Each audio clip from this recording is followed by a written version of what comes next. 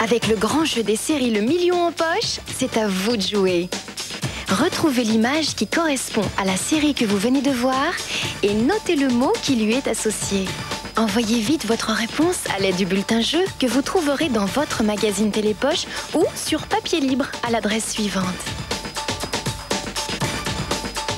Vous pouvez gagner 1 an d'abonnement au magazine Télépoche et des appareils photo numériques. Parmi toutes les réponses reçues, un tirage au sort final désignera le super gagnant du jeu des séries qui remportera un chèque de 1 million de francs offert par Télépoche. C'est facile le jeu des séries, plus on joue, plus on a de chances de gagner. Waouh! Les séries du week-end, c'est tout un programme avec le magazine Télépoche. Dimanche 18h55, Public vous propose une émission exceptionnelle sur la sécurité et les violences urbaines. Les incidents de la nuit de la Saint-Sylvestre posent une nouvelle fois la question: que veut dire cette violence? Comment l'endiguer? Comment concilier répression et travail de prévention? Nous tenterons de résoudre ces questions avec les élus, les maires des villes concernées, les juges, les policiers, des animateurs, des jeunes. 18h55, c'est en direct, c'est Public, c'est sur TF1.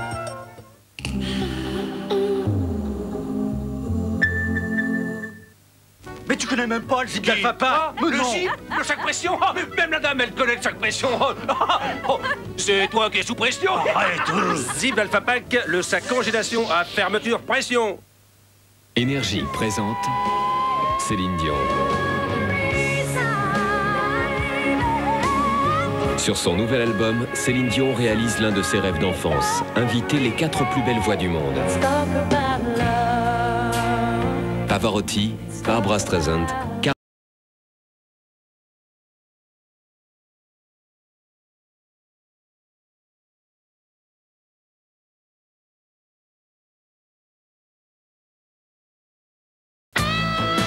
Optique 2000, les prix tout compris, les prix nets pour sortir du flou. Monture plus vert à partir de 400 francs. Optique 2000. Okay, Neil, we can see you coming down the ladder now. That's one small step. Bientôt avec France 98, nous serons tous ensemble pour partager des moments inoubliables. France 98, c'est beau un monde qui joue. Avec Sybase, le Crédit Agricole, Hewlett-Packard et France Télécom. Quand j'étais petite, il y a une chose que j'adorais, c'était les déguisements. Créer un costume, c'est réimaginer une nouvelle silhouette, une nouvelle ligne. Ça peut venir d'une sculpture, d'un tableau, de personnes croisées dans la rue. Un costume, il prend vie lorsqu'il est porté. Le mouvement va révéler sa personnalité. Je suis contente quand un comédien me dit « Ah, je me sens bien dans ce costume ».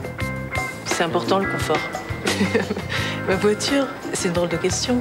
Bien sûr, c'est une Fiat. Évidemment, c'est une Punto.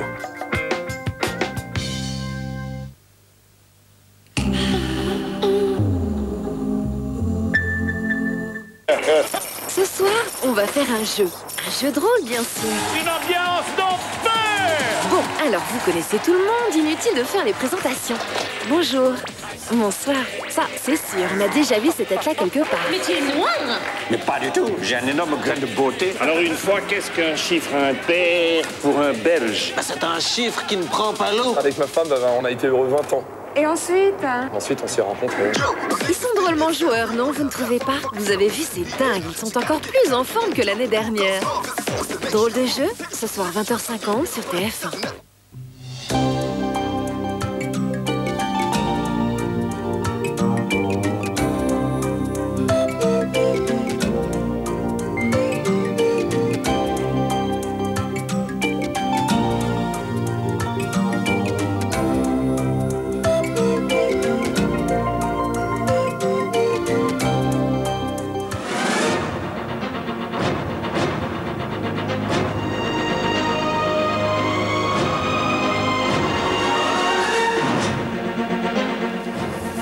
Madame, Monsieur, bonsoir. Dans l'actualité de ce samedi, l'évacuation de la plupart des antennes acédiques par les forces de l'ordre. Les associations de chômeurs protestent et veulent poursuivre le mouvement malgré le milliard débloqué hier par Lionel Jospin. Un nouvel avertissement de Jacques Chirac sur les 35 heures. En déplacement en Corrèze, le chef de l'État s'en est pris à nouveau fermement au projet gouvernemental de réduction de la durée du travail. L'augmentation du prix de l'essence, elle entrera en vigueur demain, plus 10 centimes pour prendre en compte les hausses de diverses taxes dans le budget 98. Parlerons également de l'inquiétude d'Air France après la découverte d'un cas de méningite chez une passagère d'un vol en provenance de Pointe-à-Pitre. Et puis à l'étranger, de la tempête au Canada ainsi que du climat de violence qui règne toujours en Algérie. C'est après l'annonce du plan gouvernemental de lutte contre l'exclusion et du déblocage d'1 milliard de francs pour les chômeurs que le gouvernement a décidé de faire évacuer les antennes SEDIC occupées depuis 3 semaines. Une vingtaine de centres ont été investis par les forces de l'ordre avec plus ou moins de douceur. Dans l'après-midi, 5 sites seulement restent occupés contre 26 hier. Le point de la situation avec Valérie Fayolle. À Marseille, le fief de la contestation, les forces de l'ordre ont sifflé à l'aube la fin de l'occupation des 4 bureaux ACEDIC occupés depuis le 11 décembre. À l'antenne de Bougainville, dans le quartier nord, l'intervention policière s'est déroulée sans violence. À leur sortie, les chômeurs et les leaders CGT ont manifesté leur hostilité au gouvernement.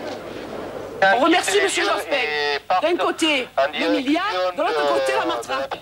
Ils nous disent qu'ils ont le fric et ils nous envoient les CRS, mais ils vont être obligés de payer. Ils ne croient pas qu'ils arrêtent. Il n'y a aucun... Je veux dire, dans aucun pays du monde, on a arrêté la colère d'un peuple avec les matraques. Dans aucun pays du monde. Les chômeurs des Bouches-du-Rhône ont d'ores et déjà fait savoir qu'ils siégeraient devant les ACEDIC lundi à 9h. Intervention beaucoup plus agitée à Arras, autre noyau dur du mouvement. Les sans-emploi ont réclamé en vain une rencontre avec le préfet avant d'évacuer les lieux dans la bousculade.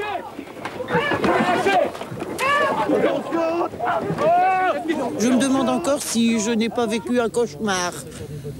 Alors d'un seul coup, ils nous ont poussés dehors de force, nous sommes tous tombés là-bas à la porte, ils nous ont vraiment attrapés et jetés ici devant. Il n'y a eu aucun dialogue.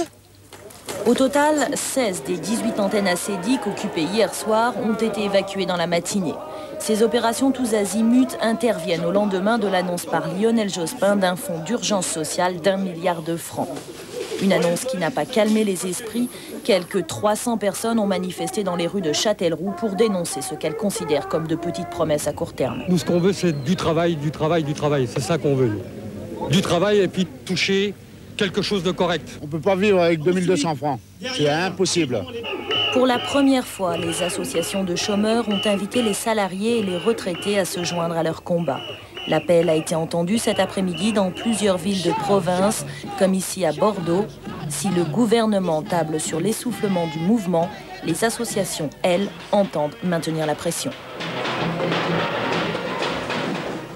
Alors je vous le disais, quelques sites sont toujours occupés, notamment la Chambre de commerce et d'industrie de la Moselle à Metz. Les chômeurs avaient été expulsés jeudi soir du bureau des ACEDIC et une centaine de personnes sont restées mobilisées dans ce lieu toute la journée.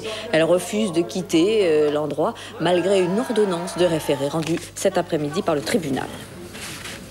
On l'a bien compris, du côté des associations de chômeurs, c'est le mécontentement, non seulement parce qu'elles estiment ne pas avoir obtenu suffisamment du gouvernement, mais surtout parce qu'elles ne comprennent pas l'offensive du ministre de l'Intérieur et ses évacuations décidées, selon elles, aussi brutalement. Elles maintiennent leur mot d'ordre de manifestation pour mardi prochain. Écoutons leurs réactions recueillies par Denis Cadeau. C'est sur un bout de trottoir parisien, devant les locaux de la Direction des Affaires sanitaires et sociales, évacués ce matin, que quelques-uns des leaders des chômeurs ont esquissé un premier bilan de leur mouvement. Chacun sait